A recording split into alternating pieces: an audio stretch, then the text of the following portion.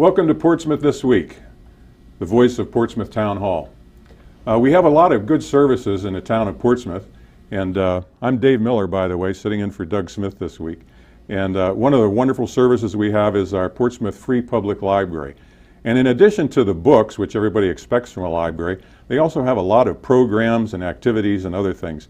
And this week we have two of the professional staff from the Portsmouth Free Public Library, Sue Russo and Nicole Karuba, to tell us in particular about the summer programs for children. So, Sue, Nicole, welcome to Portsmouth This Week. Thank you. And Sue, could you tell us about your position at the library and what you do and so forth? So I am the reference and the young adult librarian, which means that I run the reference desk and with another staff member and do all the teen programming. So if people have questions, they come in, and if they have a question about the library or their research or whatever, they can come to you. And yeah, they'll come to me or to Bob Pimentel. And the young adult part is you run the teen programs? I run the teen programs, buy the books, that sort of thing. And Nicole, you're the children's librarian. That's pretty obvious, I guess, what that is. But we don't often see you when the adults come in the library because you're down in the children's area, which is down in a lower level. Right. Can you tell us a little bit about your job in general in the children's library, and how many staff you have and so forth? I work for all families from birth to about 6th grade, and then they head upstairs. So I do work with adults, but more in a capacity of them being parents or caregivers. And so downstairs we have about 5 people who work with me, and then it's separate staff on Sundays.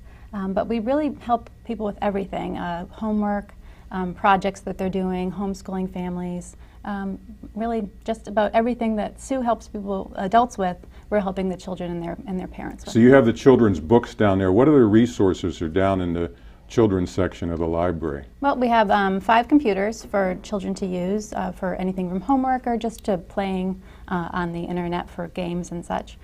We have music, we have DVDs, and lots of audiobooks, especially this time of year with lots of road trips going on, and so families like to share audiobooks together, and so those really go up in circulation this time of year. Oh, so you check out audiobooks. We do. And I didn't realize, I had forgotten that you actually have separate computers down there, and those are all linked to the internet and fully capable? Yep, they Great. Absolutely are. Now, in the summertime, the library doesn't gear down at all. Actually, things get very active in the summertime.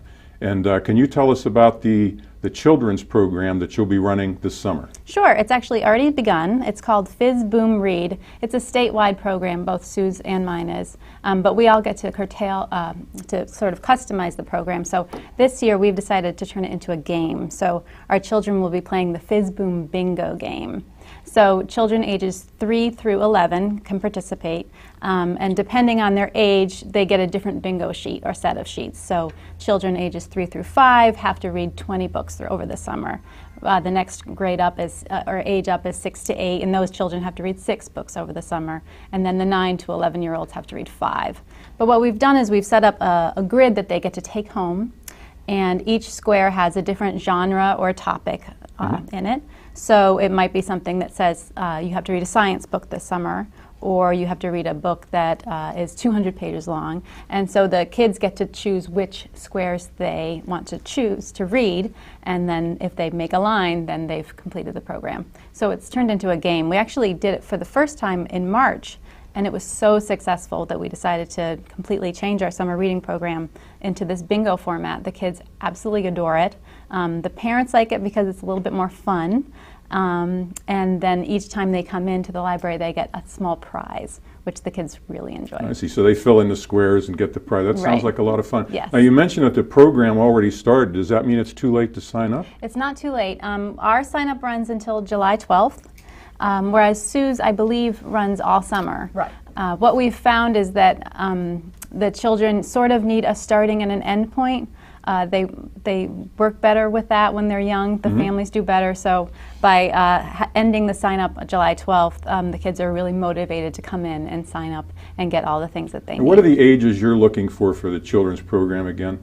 It starts at 3 years old, so those children are listening to the stories with their parents, and it goes all the way up to 11 years old. 11, so it's 5th or 6th grade, I guess. Right. Now, is your program tied into the school at all? Do you coordinate with the school? This year we did not coordinate with the schools, other than the fact that we make freely available the books that are required for summer reading. Both the public schools and the private schools, we posted up, and we're actually both purchasing extra copies of those materials for our library so that there's extra copies there. But if we don't have it, they can always get it through the OSL system. Do you have too. specific times that the children come into the children's library to participate in this, or they just come in? They can come They can come in anytime. Anytime and play. Yep. Now, speaking of which, what are the library hours for the summer? Because I know they change a little bit. They in do the summer. change. Monday and Tuesday are our regular hours, 9 in the morning till 8 p.m. Wednesday, Thursday, Friday we're 9 to 5, and Saturdays we're 9 to 1, and we're closed altogether on Sundays. So we're closed on Sundays in the summer. We open up again, I guess, when the school year starts in Right. September. Right. Great. Sue, you have another reading program going on, not for children, but for older people. Can you tell us about you call it the teen reading program? Right, so it's the Teen Summer Reading Program, even though some of the younger kids aren't technically teenagers. But we basically pick up where Nicole's program ends up. So anyone who's not eligible for hers comes upstairs to me. And it's kind of a two-part program. One is the reading aspect of it, and I have it set up so that kids set their own reading goals. There are some kids who are going to read 40 books in the summer, and there are some kids who are going to read 2. And the kids who read 2, that's all they can do. So I don't see any reason to penalize them. So they set their own goal. If they make their goal, then they can come to a pizza party in August. And I have free books and I have prizes that they draw. We do a drawing. Some of the local businesses have been very generous and have donated gift certificates to me. And so I hand those out for the summer reading prizes. And so that's the reading aspect of it. And then we also offer programs. We're having the head of the Rhode Island State Crime Lab come and talk about forensics, because our theme is spark a reaction. It's also science-based. So Dennis Hilliard is going to come and talk about what happens at the crime lab. We have a woman who comes in and does henna tattoos, and that's limited. That one you absolutely have to sign up for. And then there's a group called Animal Experience who's coming in at the end of July, and they're going to do a Hunger Games survival program where they're going to demonstrate how to make grass mats and how to tap trees for water and things like that. And then I'm offering craft programs in addition to that. Now, where is the schedule? Where can we find the schedule for teens to participate in those programs? And in particular, those speakers that you have coming in and the activities. Right, so we have brochures in the teen area in the library. Where is the teen area in the library? The teen area is right as you walk into the library, you turn right, and as you're going to where the magazines and newspapers are, it's right inside the first set of doors. And I try to make it look different from the rest of the building, so hopefully it's obvious. But and also our website has a calendar on it. We have a separate teen page that lists my programs, and I have teens programs and classes that has the full calendar on it. And Nicole has done similar things for all the children's programs. She has a whole summer reading page under children's, and it's incorporated in the library catalog. So that's all on the website, and we can look there and find it. All on the website, yeah. Now, the lectures that you have for teens and those other activities, the crime lab and so forth, are they held in the teen area, or are they in the program room? They're in the program room, because the teen area isn't blocked off from the rest of the library, and and it's very small, so we wouldn't be able to do anything there. So most of them are in the program room, some of them are outside. Now, you mentioned one that they have to sign up for in advance. The henna program, they absolutely have to sign up for in advance. I require a permission slip just to make sure that the parents know what the teens are doing. It's perfectly safe, but it's a 2-week tattoo, so I just want to make sure. It lasts for 2 weeks. It lasts for, lasts for 2 weeks, depending on how much swimming you do. So is there a parent's permission slip? There's a little permission slip, and it's right with the sign-up sheet. And other than that, they can just come when the programs are scheduled? Yeah, I prefer, if they know ahead of time, it helps me out to have them sign up, because then I can get enough materials. Have the right number of chairs and point it in the right direction and so forth. But and for the craft programs, it's more important because I have to buy things for the program. But I certainly don't want anyone not to come because they didn't sign up. Now, the children's program has already started. Has that teen program already started too? It has. And how long will it run, until school starts? Or? No, the finale is August 15th. And all the kids have to get all the reading logs to me by August 13th in order to be eligible to show me they've met their goal. The programs run from yesterday all the way through August 12th, I think is my last program. Okay. Nicole, one other thing that we talked a little bit about when I was in the library earlier this week was the Maker program. And I was really amazed to see that, that 3D printing machine right there in the library, Yes. because my familiarity with these goes way back, and they were huge machines, very difficult to operate. And you're really running something called the Maker program this summer for children. Could you tell us about that? Absolutely. Well, we were very fortunate to have co-written a grant with the Newport Public Library and Fab Newport, which is based in Newport, and the other libraries on the island, so Middletown Public Library and ourselves. And so we were able to get all this new technology to help anyone really innovate and create on their own independently. So with that came a 3D printer. We brought some examples of the things that a 3D printer can make. We got a vinyl cutter, and we got a heat press. And I forgot the makey. And we also got some physical computing boards. So they're called makeys and Pico boards, and they basically can turn anything into a computer. So they're like a circuit board. It's like a circuit board, right? Huh? The older of us would flip it Yeah. over and see the circuit boards, but kids Right. don't really have access to that anymore, which is really nice because it gets them hands-on with technology in a way that they have sort of become a little disconnected from. My generation, we actually knew how to program a computer, Right. and now kids pretty much point and click. Everything's point and click. So yeah. this is getting them back into controlling the technology in their world. So the camp, which is actually going to be co-run with Fab Newport because they have the expertise. I have the background of working with children, so we're going to work together. It's a 5-day camp. It's been filled for a while, unfortunately, and the waiting list is rather long as well. But this is our first time doing it, so hopefully if it's a success, we can offer it again next year. But the camp will be in mid-July.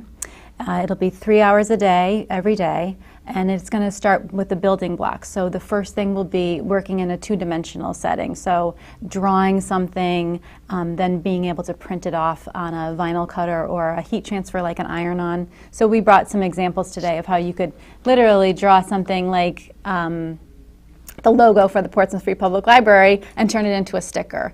So we don't actually expect the children to want a logo of the Portsmouth Free Public Library, but perhaps if they have an artistic bent and something that they've created. Now, was that with the vinyl cutter? That's with the vinyl cutter. And what's the other picture there? This is a cat. This is not my cat. I did not draw this. No, none of us drew that.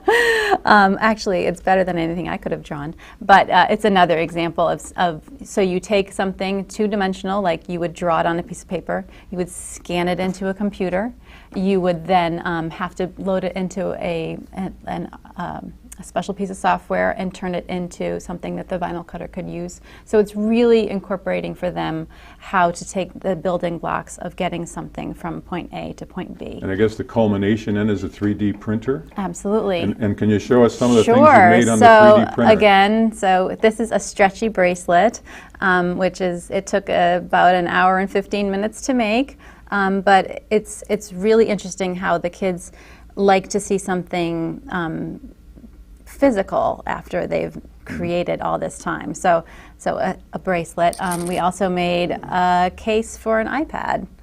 This took about an hour and a half. But you actually have to go and find the design. We don't expect the kids to have any CAD background or anything like that. Yeah. You can find the design, download it, customize it any way you want. But you have to use this new software that they have never used before to do that. So that's fabulous. And so we're really excited about it. But this is all new to us too, and we're hoping to bring that enthusiasm to them and to their families. I have to say that the fathers in particular have been more excited about this camp than the kids themselves. You'll have to keep them away oh from my the- gosh, the they equipment, I are bet. chomping at the bit. When are we going to have access to it? And the good news is all of these machines are the library's property So we get now. to actually keep the We get to 3D keep printer them. and so forth? That's great. right, and we will be having open studio times. I believe either at the beginning of the fall. Yeah, in the fall, I think they're going to do another open house workshop with the Fab Newport people there who actually can answer more questions than we can right now. We're desperately trying to catch up. And we're hoping to incorporate it into programming starting in the fall. So even though the class itself is filled up, people will have an opportunity perhaps later in the fall, and they can come in and do this on their own or with some instruction. Now, you mentioned you were doing that together with Fab Newport, but does that mean you're doing it somewhere else, or are we doing it actually in the library? We're doing it in the library. And will that be done in the program room or down in the children's area? program So that'll room. be in the program room. Definitely, yes. Do you have a waiting list just in case somebody drops We do. out? There's about 6 people on the waiting list already have right 6 now. people on the waiting yes, list? And unfortunately, we're really limited by the technology that we have, in particular the number of laptops. So we only have a discrete number, and that's why we had to cap it at 12. Right, understood.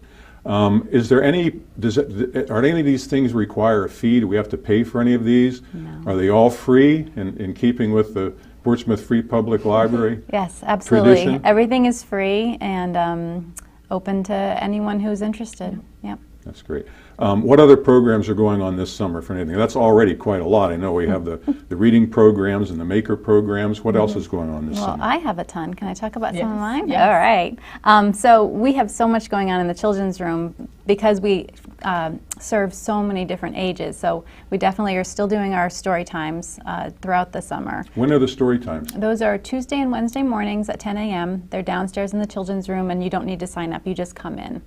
And that's actually where we do them throughout the school year, so the kids are very familiar. In fact, when we take a hiatus from story times, my regular children come in and sit on the story time steps waiting for me to come over. So they'll be able to resume that. Do you advertise in advance what the themes of the story time will be, or We not? have. Do you really want to know?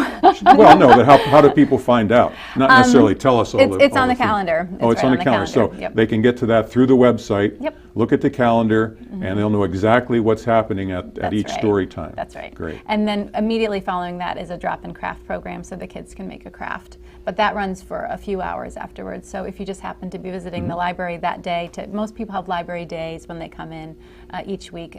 Wednesday is their day or Thursday is their day to get new books and materials. So they'll be able to drop in and just make something fast. But we also have lots of performers this summer, which is great. We have a magician, which is our most popular performer every single summer is our magician. You don't need to sign up for any of those big performers. Those are up in the program room, so we don't need to worry. They're in the so program much room, not about downstairs space. in the Right. children's room. The reading programs and the story time and the This- craft are all downstairs. Sometimes. Sometimes. We also, Well, it's not a yes. huge library, Well, so people will be the able theme to find this it. summer is science, and so the theme for the children's is Fizz, Boom, Read. So we're going to be doing a lot of exploding things. Those will all be upstairs in the program room. So we're using the idea of an explosion. So our first one is cooking. So we'll be using yeast with our bread doughs, and the kids will be seeing how yeast explodes and creates a chemical reaction and how that makes bread rise. The second week will be incorporating things that explode into art materials and seeing how that transforms your art material from a 2-dimensional into a 3-dimensional object. So we're carrying that theme through. We're very fortunate to have a high school physics teacher from St. George's who comes every summer and does a physics program for us. So he'll be doing something for the kids. So those are all of our Thursday events. And then lastly, I'm just excited to just say that we also have the community come in too. So Girl Scout Troop 645 is going to be coming in and doing, they've taken over our story garden for the whole summer. They'll be doing volcanic explosions, demonstrations for the So children. there's a demonstration at Yes, the children's they'll be and see when doing they come those 3 Wednesdays in July. That's all on the calendar. All on the calendar. And so it's a double win for us because the girls are learning through the fact that they had to find out the science of it. They have to create and build the volcano. They're going to have to explain it and teach it to other kids. And as you know, you never learn anything quite as well as when you have to explain it to Yeah. someone else. So we're really excited that the troop's going to come in. Well, and that's do really that. a lot more than books going on there. Really, It's a lot of wonderful. activities and then the hands-on. robotics team is coming in from the middle school as well. They'll be coming in one evening into the children's room and bringing in the all of the robotics that they do. And they're just going to be there just to answer questions. And again, just reinforce to kids that science is all around them. It's accessible. It's not something that happens in a building far away. their own peers are doing this. It all sounds kind of noisy and messy. We think of the library as kind of this quiet, studious place, and it's not going to be that at all this summer, I guess. No, I'm so sorry Particularly for anyone who downstairs. has to do tutoring. They won't be able to do it in the children's room this summer. Yeah, that's for sure. But speaking of tutoring, we have a lot of other rooms. You mentioned the Girl Scouts are going to come in and do demonstrations, but we have rooms and other resources that community groups and people can come in and use. Can you tell us how that works, Sue? So we have 3 different types of spaces. We have 2 quiet study rooms, which have a computer in them and 3 or 4 chairs, and people can reserve time in those study rooms. We try to keep it to 4-hour blocks, so that someone can't be in there for the whole 11 hours we're open, and so those are available for small groups and computers. We have a big program room, which we're monopolizing quite a bit this summer. In the summertime. But outside groups can come and use it. They should call the library and talk to Lisa Steely, because she does all the scheduling. She can tell them how that works exactly. There are small fees for certain groups, and she can talk about all of that. So they can just call the general library telephone Yeah, number. and just ask for Lisa. What's the capacity of that program room? Do I you think know? it holds around 60 people. Do you have chairs and We tables have available chairs and for that? tables. We have 60 chairs. We have tables. We have a projector and a computer, and we have a little lectern, and so it's been used for quite a variety of programs. And then we do have a book nook. A lot of the time our tutors end up in the book nook or in the program room if it's not being used. And the book nook, we have a constant book sale all the time now. Which is the best deal in town, because it's $1 for hardcovers and 50 cents for That's paperbacks, great. and No, children's are we're- 3 for $1. But there's a room, there's a table with some chairs in that room, and people So you can can go use sit that room there. as well. Now the book nook, where is that located if people want to come in and buy books? When you come into the library, if you go left immediately, you'll see it. Formerly called the Portsmouth Room. Yeah, I well, believe. it's still kind of called both, but But you can use that for general Yeah, as activities, long as- reading, studying. as long as you keep the door open so people have access to the books. Now hardcover books are $1 and paperbacks are 50 50 cents. cents, and children's books are 3 for $1. What a great resource. Now you mentioned that you have the smaller rooms where you have computers in, but you have other computers available in the library as well. We do. We have, I think it's 16 computers on the main floor of the library that are available for public use. And you don't need a library card. You just come in, sign in. We have a paper notebook, and then help yourself. You can print from it. You can get online. We have Microsoft Office Suite. Some of the computers have 2007, some have 2010. But that's Word, Excel, Publisher, and PowerPoint. And you don't have to sign up in advance for that. You just come in No, and you use it don't. anytime? If there are still computers available, you can stay as long as you wish. And we have people who come in at 9 and leave when we close. But if all the computers are being used and people are waiting, then we do ask that you stay on no more than an hour. You can always stay and get back on when the computers are free, but we try to make sure everybody has an opportunity to do what they need. Can I bring my own laptop to the library? Do you have Wi-Fi can. there? We do have Wi-Fi.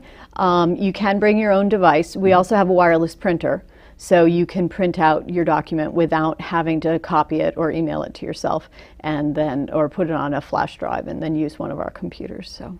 And you're the computer support person for the library. You offer some instruction and help. I and do. aid. I do. Although I get stumped periodically, but we definitely try to help out as much as we can, and I do try to keep our computers working.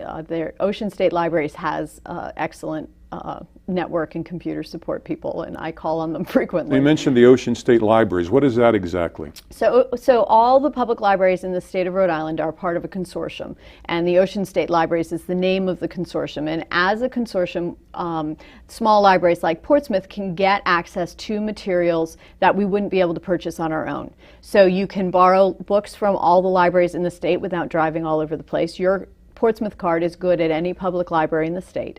There are databases through askri.org, genealogy, research, auto repair, novelist is, you want to read a book, or you have a book club or something. And then Also, we have ebooks available and audiobooks, and these are, the databases and the ebooks are very expensive to buy individually, so it's nice to have a consortial arrangement. Well, how do people rent or get the books from the Ocean State Library? Do they have to come into the library and reserve those, or how do they ask for them? Well, you can do it yourself through the library catalog. You do need a PIN, so you can set that up. You can call the library, you can come in. We're happy to reserve them for you. When you come to pick them up, however, you must have your library card with you. And that's a consortial requirement. It's not something simply from our... So you just have to have a library card? You have to have a library card, and in order to get a library card, you just have to have a Rhode Island address. You have to prove you live in the state of Rhode Island. Now, do you have to have a library card to participate in the reading programs, the children's programs? No, absolutely So you not. just show up and you can participate? That's right. Yes. That's great. So one of the other things that's relatively new in the library is the genealogical research program, which you have available on the computers. Can you tell us about that and how Right, it works? so through askri.org we have access to Heritage Quest, but within the building we've separately purchased Ancestry. And Ancestry.com is a very popular program, and we have a library edition of that. So you can come in, you can bring your own laptop, and through our Wi-Fi you can have access to it, or you can use one of our computers. You can print them out, you can save the documents. And we also will be starting again in October a genealogy workshop, and that happens periodic Sundays, and that will be on the calendar. It's not scheduled yet. But we had about 20 people coming to that as well to get help. They had speakers and you could get help. You can ask at the reference desk. Bob especially has done a lot with Ancestry, and so he's probably the first person to ask about Ancestry. So Bob is your other reference librarian?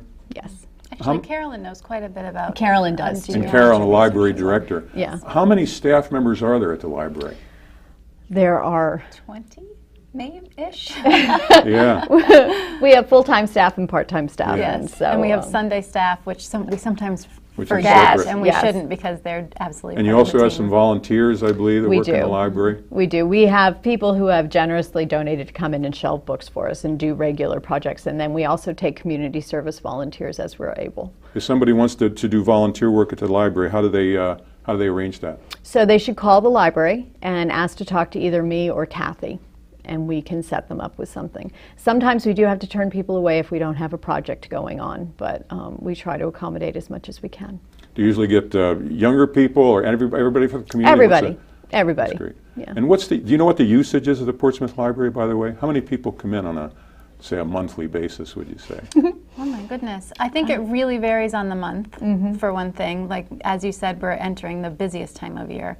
But I'd say over the course of the year, it's a lot. Well, I guess it's busier because you have all the school kids coming in. Right. It's great that we have these Right. programs for them. Yeah. So that's the summertime. Now, coming up in the fall, we have one of our major activities of the library, which is the tasting and taste of Portsmouth. Can you tell us about that? And when is that? Is that in October? It's in October, and what happens is restaurants from in Portsmouth bring their food in, and you pay a fee, which is it's a major fundraiser for the library, and you get to eat. That sounds great. And then there are auctions too. That's so. October 17th. Well, I think that's about all we have time for, unfortunately. It sounds like there's so much going on there. We could talk for a long time about it. So thanks very much for coming. Thanks for that having wraps up this edition of Portsmouth This Week. Thanks for watching. Thanks to our guests. And please remember to get out and use the Portsmouth Free Public Library and support it by being a volunteer or by contributing or going to one of the events. Thanks very much.